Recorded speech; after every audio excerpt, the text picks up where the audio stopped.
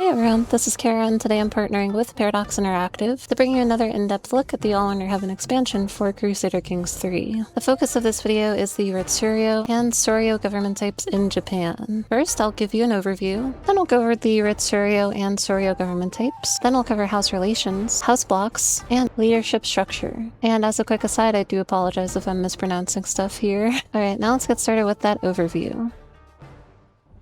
Japan has two different government types in the All Under Heaven expansion. You have Ritsuryo rulers, who are using an administrative government type, similar to the Celestial government in China. And then there's also Soryo rulers, who operate more like feudal lords. In 867 and 1066, most rulers in Japan have Ritsuryo government types, so there's a lot of centralized bureaucracy. But by 1178, most of Japan has shifted to the Soryo government type, with a bunch of feudal lords running all over Japan. To check what government type a character has, you can see it on their character screen, and you can also see it on the government type map mode. Ritsuryo government. The Ritsuryo government type is an administrative type of government. You use influence to take certain political actions, and who gets appointed to certain positions depends on their candidate score. So if you have the highest candidate score, when a governorship or other position opens up, you'll be selected to be the next ruler. One thing to note is that governorships in Japan are basically limited to county level appointments. Compared to the duchy or kingdom tier circuits you can govern in China. You usually can't hold more than one county at a time either, which makes individual characters a lot weaker, and you'll have to overcome that by working with other houses, which we'll talk more about later.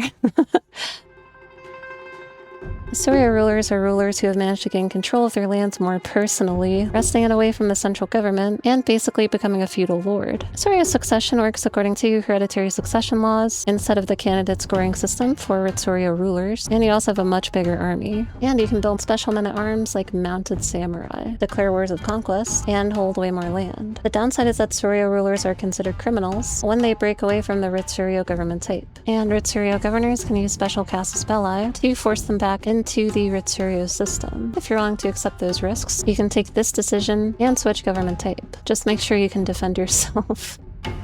House relations are a new feature in the free patch that comes with All Under Heaven, which track the relationship status between entire noble families, instead of just individual characters. There's 7 relationship levels 2 houses can have with each other, the lowest relationship tier being a feud, and the highest relationship tier being amity, and things like holding festivals, influencing houses, and arranging inter-house marriages all help to increase your house relations with another house, whereas hostile actions, or having different house aspirations, all decrease those house relationships. Each house relationship also affects individual character opinions, so it'll be a lot harder to make friends with a character whose house hates you. We also get an opinion boost with characters whose house is on good terms with yours. On top of that, at high relation levels you can negotiate alliances for free, and at lower levels wars cost less because you already hate each other. House blocks are political alliances between multiple houses. Each block has a leading house that makes all of the decisions, like inviting or expelling other houses from the block, and the leading house's house aspiration also acts as the block's defining focus between service, ceremony, and strength. If you're in charge of a house block, your block members will support you in defensive wars, including even tyranny wars. They'll automatically join your factions, and being in a block also boosts your candidate score to become the de facto ruler of Japan.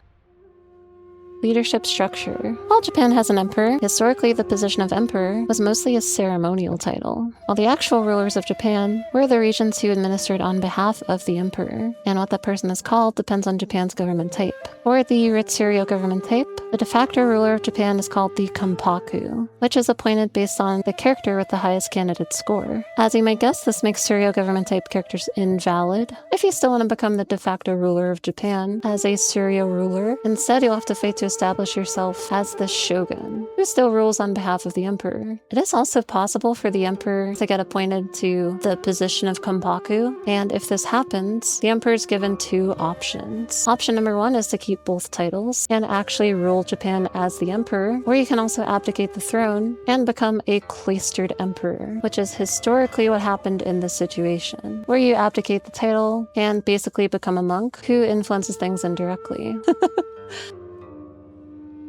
So that does it for this All Under Heaven feature overview. In the final video in the series, we'll be exploring the Mandala government type found in much of Southeast Asia. Thank you again to Paradox Interactive for having me. Make sure to subscribe here to the official Crusader Kings channel. Once again, this is Kara. Thank you for watching, take care, and much love.